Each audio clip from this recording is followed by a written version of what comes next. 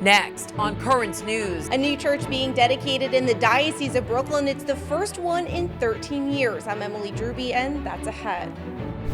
Plus, the desperate search for survivors in Florida as community members demand to know why the building collapsed. New York City releases the results of ranked choice voting, but we still may not have a winner for weeks. And saying goodbye, what it's like for priests to leave their home churches for new ones. The news starts right now.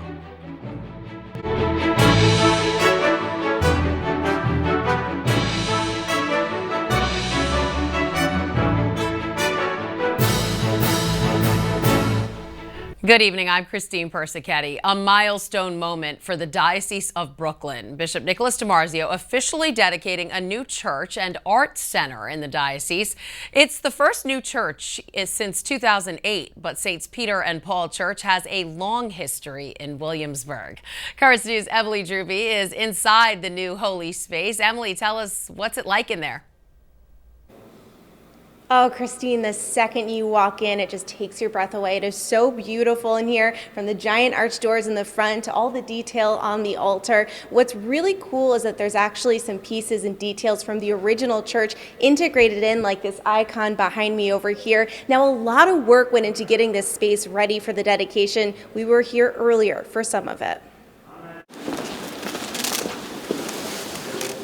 Programs placed by the door, the gifts prepared, some last steps taken by Administrator Father Jason Espinal, preparing for the dedication of the brand new St. Peter and Paul Church. It's a very historic moment for the entire diocese. A moment decades in the making. Over 60 years ago, the original church burnt down. For years, a temporary space a few blocks from here was used. Then parishioners were moved to the parish's other church, Epiphany. Now on the corner of South 3rd and Berry Street in Williamsburg, they have a 550-seat church to call their own, a place for their community to grow. Today we get to inaugurate the new church, which will be hopefully an anchor for the people who've established themselves here for many years, but also for the future. This space also boasts the Emmaus Center and Theater, where the diocese hopes to evangelize through the arts in one of the most art-friendly neighborhoods in New York City. There's also a parish center and a side chapel with a special piece of history. They were able to refurbish the original crucifix, which now is a permanent fixture. Father Espinal inherited this project from Monsignor Anthony Hernandez. He's thrilled to be here for this rare moment, the church dedication and consecration of the altar by Bishop Nicholas DiMarzio. This was never a worship site, so it's really the dedication of a new church and the consecration of a new altar. So it hasn't happened since Our Lady of Snows in Queens. Again, that was back in 2008, so it's been 13 years since we've seen a new church open here in the Diocese of Brooklyn. So again, a very, very exciting night. And Christine, I'll be here all night for both the dedication of the church and the art center upstairs in Williamsburg. Emily Drewby, Currents News, back to you. Thanks, Emily. And tomorrow on Currents News, Emily will have a full report on the dedication ceremony. And be sure to check out the tablet for more coverage of the church and the event. Over at the Vatican, Pope Francis is also celebrating the solemnity of Saints Peter and Paul. It was the largest mass St. Peter's Basilica has seen since the start of the pandemic. And during his homily, the pontiff said true freedom is found in Christ, proclaiming Saints Peter and Paul were two great apostles of the gospel because they themselves had been set free by Christ. Searching for answers in the Surfside building collapse, community members want to know what went wrong. Buildings in America just don't fall down like this. Crews still sifting through the debris and rubble, holding out hope. Currents News with the latest on the search for survivors. Rescue efforts are getting desperate at the site of the building collapse in Surfside, Florida. A makeshift memorial near the rubble is growing as friends and family members add pictures, crosses, candles, and notes. The area has become so popular for people to gather that police have shut down the street so mourners can gather there and pray for their missing or deceased loved ones. Some of the 10 families missing from St. Joseph Church in Miami Beach are also represented on the wall.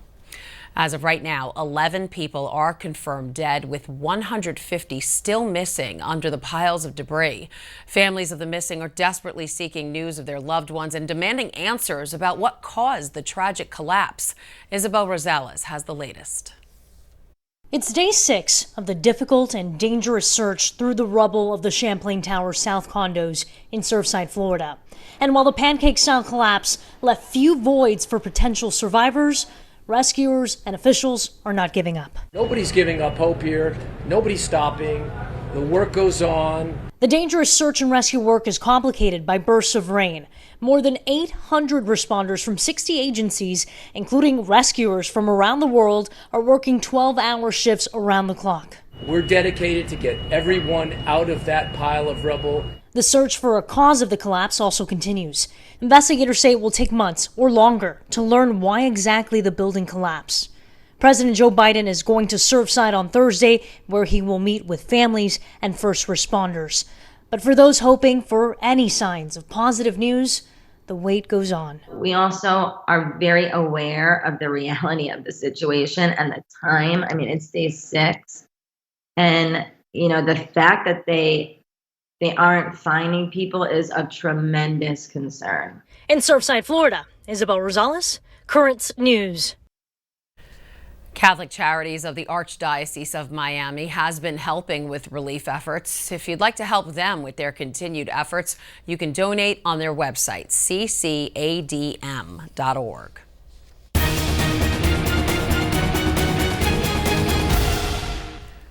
It's been 1 week since New York City's primary day, and the Board of Elections is just getting to the absentee ballots. Curtis Sliwa has already won the Republican nomination, but the race is still on for Democrats. As of last week's in-person results, Brooklyn Borough President Eric Adams leads with 31.7% of the first-place vote, followed by Maya Wiley and Catherine Garcia. The final results are expected to be released on July 12th. Police have released new video of the suspected Times Square shooter who hit a 21-year-old bystander with a stray bullet. Police say this man pulled out a gun on Sunday and started firing after an argument between CD vendors escalated. The victim, a 21-year-old Marine who was visiting the city for a baptism, was grazed by a bullet and has been treated. Reacting to the shooting, Mayor Bill de Blasio says the city will increase police presence in the area. The bottom line is we are going to flood the zone in Times Square with additional officers to make sure this situation is resolved once and for all. We are going into the summer of New York City. We have more and more activity out there, more and more jobs coming back, more and more tourists coming back. They have to be safe and they have to feel safe. This is the second shooting in Times Square within the past 2 months. In May, a 4-year-old girl and 2 women were hospitalized after being hit by stray bullets. A man was arrested in Florida following that shooting. Police say he was targeting his brother after an argument. And police are still looking for this man who allegedly stole a solid gold religious item from a Bronx church on Friday. According to the NYPD, the suspect walked into St. Barnabas Church in Woodlawn Heights and stole the parish's monstrance. That's the vessel in which the consecrated host is exposed for veneration. The stolen monstrance is valued at $10,000. If you have any information on either incident, you can call the Crime Stoppers hotline at 1-800-577-TIPS. Again, that's 800-577-8477. It's a bittersweet moment for priests, leaving their home church for bigger and better things. On one hand, they grow in their journey with God and in the church. On the other, they leave behind congregants who became friends and a place they've come to know and love. Currents News' Jessica Easthope has more on the journey through the eyes of one priest. It's hard to leave home, but moving on from the comfort and the familiar to start a new chapter is part of life. For priests, home is their first parish, and Father Christopher HEANUE'S is experiencing that bittersweet goodbye at Holy Child Jesus, hoping he's made a mark over the last 6 years. The Boy Scouts say leave it the way you found it, but for the priests, we leave things hopefully better than we found them. Most importantly, have people become holier. That's really the gift that we hope to give. After building relationships and connections in Richmond Hill, Father HEANUE will be joining a new community as the rector-pastor of the Co-Cathedral of St. Joseph. The connections that a priest should be making are connections that help not just the priest, but help the people, to grow. Parting ways is tough for parishioners too. They bond with their priest and sometimes even become friends. I fell in love with the Jesus in him. We love him, but he's too good for us to keep. He really reflects Christ to us, but he does challenge us to look deeper. And I have. Retired Auxiliary Bishop OCTAVIO CISNERO has known Father HEANUE since he was a kid. Their relationship has grown over the years, and now he says it's time for Father HEANUE and other priests who may be feeling the same way to grow in their ministry. We move from one place to the other the same way that any family at home, because of work, because of other pursuits. But we're always together. Now the next challenge awaits.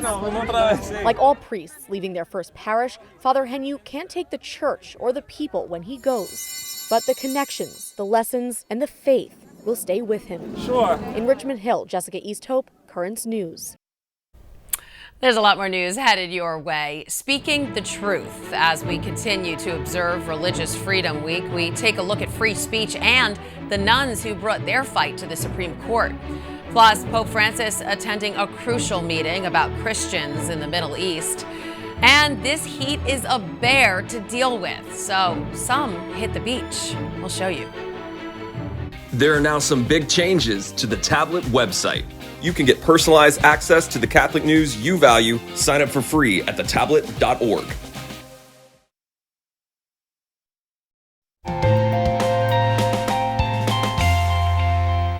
Religious Freedom Week is coming to a close with the topic of freedom of speech. With the solemnity of Saints Peter and Paul marking the final day, U.S. bishops are calling on Catholics to be more like the two saints, praying that Christians in the country will have the courage to speak the truth with kindness and clarity, even in the face of adversity. The Little Sisters of the Poor brought their religious freedom fight to the highest court in the land. The Supreme Court sided with them in their case against the HHS mandate that would have required them to provide contraception to their workers. Joining us now is Sister Constance Veet, Director of Communications for the Little Sisters of the Poor. And Sister Constance, first tell us, why was it so important for the Little Sisters of the Poor to fight the birth control mandate of the Affordable Care Act? You know, you don't often see nuns holding signs on the steps of the Supreme Court. Yes. Well, first of all, thank you for having me in the context of religious freedom. It was important to us because, it's very important to us to be able to live out our lives and practice our mission in conformity with the teachings of the Catholic Church. And, as many people inside and outside the church know, the Catholic Church has always taught that contraception is not acceptable. In addition, abortifacient drugs were also covered by this mandate, which means contraceptives which actually cause an abortion. And so we just couldn't, we couldn't abide by that. And we never wanted to go to court, but we were forced to because of the fines that were to be imposed on those who didn't follow the mandate. They would have been really mission ending for us. They would have amounted to millions and millions of dollars across all of our homes across the country. So there was no way that we could pay those fines. So therefore we were, forced to fight it in court. Absolutely. And in case our viewers don't know, the Little Sisters serve the elderly poor in 30 countries around the world, including here in the Diocese of Brooklyn, where there are a couple of senior homes run by the Little Sisters. The nonprofit employs several hundred people. So how did your employees react to this case? It directly affects them. Well, there's never been a strong reaction from our employees, which might surprise some people, but our health plans have never provided contraceptives or abortifacients. And so that is something that the people who come to work with us and choose our insurance are well aware of and accept. And I think that's as a perspective to the case, in that we believe that our country is large enough that people of many faiths, no faith, differing beliefs should be able to live and work together in peace and harmony. And our homes really show that, because we have people from all over the world who work with us in a very peaceful atmosphere. Nice. And now, so you won the case last year. Former President Donald Trump was a big supporter. But now with the new administration, is the fight really over? Well, for all intents and purposes, the fight is over. We've won in the Supreme Court twice. And there's just a certain amount of housekeeping work that needs to be carried out by our attorneys at the lower court level. But, you know, the victories that we won at the Supreme Court were definitive victories. Okay, that's good to hear. Now, you saw a lot of backlash and negative attention throughout the case, but you've said there were some positives as well. Talk about that. Yes, well, you know, there's a silver lining to everything. And, you know, we look at the pandemic, and I'm sure many people can see a silver lining in their lives for that. But for me personally, the silver lining in this court case was that well, it made me go back to school and learn a lot more about religious freedom issues. But the biggest silver lining was that it just exposed me and our other sisters to so many people across the country, so many people of goodwill who might be of differing faiths. Some are fellow Catholics, but there are many people of other faiths as well who share our convictions about both religious liberty and respect for life and the inviolable dignity of human life. And so it was like a breath of fresh air at each stage to realize that people all over the country were supporting us. All right, Sister yes, they absolutely are. Sister Constance, Director of Communications for Little Sisters of the Poor. Thanks for standing up for our rights. Thank you so much. Religious freedom advocates have released a charter declaring the right of every person around the world to freely believe or not believe. The charter is coming out ahead of the International Religious Freedom Summit planned for July 13th through the 15th in Washington, D.C. and online. The three-day summit will feature prominent religious leaders and religious freedom advocates focusing on the vital need to protect liberties globally. This week, Pope Francis will be meeting with the leaders of Lebanon's Christian churches. The discussion on Thursday at the Vatican will center on the crisis the country has been dealing with, its future, and the future of Christianity in Lebanon.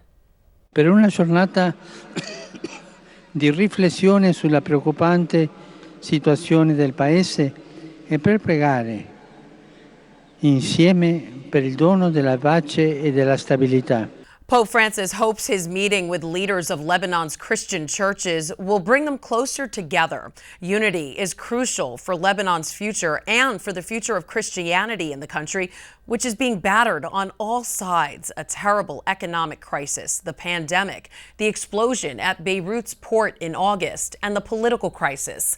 Political deadlock continues to prevent the country from forming a government. As a result, 55% of the Lebanese population lives below the poverty threshold.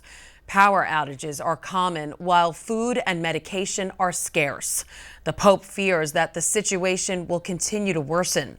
Lebanon is the only Middle Eastern country where Christians are not the minority, but this could change as many Christians leave the country. The Catholic schools are in danger of closing. The Catholic institutes like hospitals and clinics are struggling to survive, even to find the funds they need to buy important medicines, important medical equipment. So it's really five minutes before 12 now at the moment in Lebanon.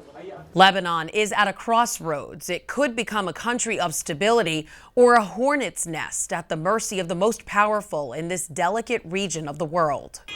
We have seen in other countries of the Middle East how the number of Christians has been decreasing. Regina Lynch coordinates dozens of projects for aid to the church in need in Lebanon.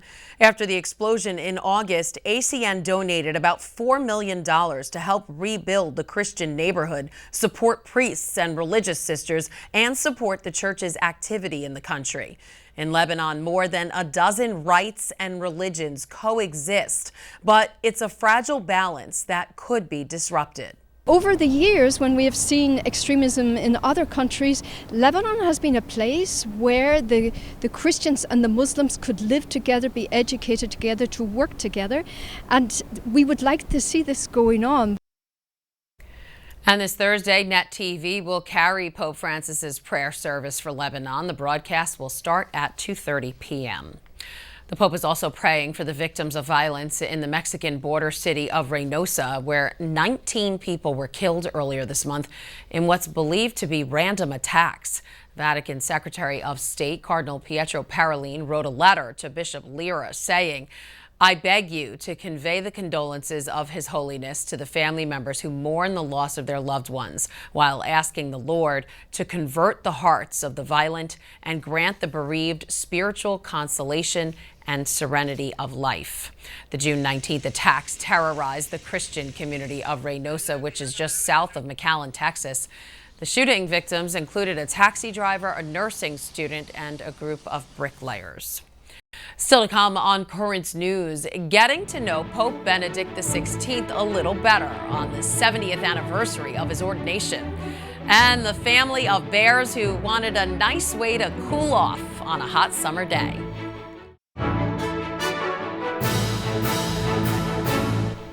It's a special day at the Vatican. 70 years ago today, Pope Emeritus Benedict XVI was ordained a priest. The day started with Pope Francis sending him a big thank you for his service to the church. Then a special exhibit opened at a gallery in Rome dedicated to the priestly life of Benedict.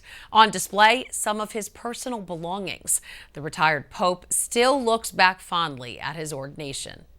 The day of his ordination is still a reminder to him of the gift of the priesthood, and also a reminder of his commitment to live more faithfully to that which he promised when he was ordained a priest. And as a surprise for the 94-year-old Pope Emeritus, members of his brother's choir from years ago will sing for him. As much of the country sees weather in the 90s, beachgoers in California were in for a surprise as they tried to cool off. Some big, hairy guests joining them in the water. As Marley Ginter reports, even bears are trying to escape the summer heat. Not the sunbathers you'd expect to come across at the beach. Jen Watkins captured a mama bear with her 3 cubs at Pope Beach in South Lake Tahoe. There was a little bit of like Yogi Bear in the whole situation. Jen says Mama Bear first grabbed a family's cooler and started eating their leftovers, then decided on a family swim. Here you are swimming, and there's a bear family swimming with you. It was exciting. It was really, for the most part, people just stood back and were, enjoying the moment. It was super cute. We weren't at the zoo, but it felt like it. We showed you this video at the same spot in 2016. Another mama bear and her 3 cubs swimming with everyone else like it was just another day at the beach. California Fish and Wildlife worries these beachside encounters are becoming more common. Do you get concerned when you see videos like this popping up? We absolutely get concerned. Because the more bears become accustomed to people, the more likelihood there is of some kind of potentially dangerous conflict. Jen says it's clear bears are getting lax, but so are humans, hoping everyone remembers it's animal territory that people need to respect. I just happened to be there and had a phone and took the video. I would never have done any closer than what I got. Other people were a little bit more willing, let's put it that way. No thanks. That was Marley Ginter reporting. And that wasn't it for the wildlife sighting. Some swimmers also saw a bald eagle in a nearby tree. I think I'd rather go to the zoo. And that is Currents News. I'm Christine Persichetti. Thank you for joining us because we are putting your faith in the news. Hope to see you again next time.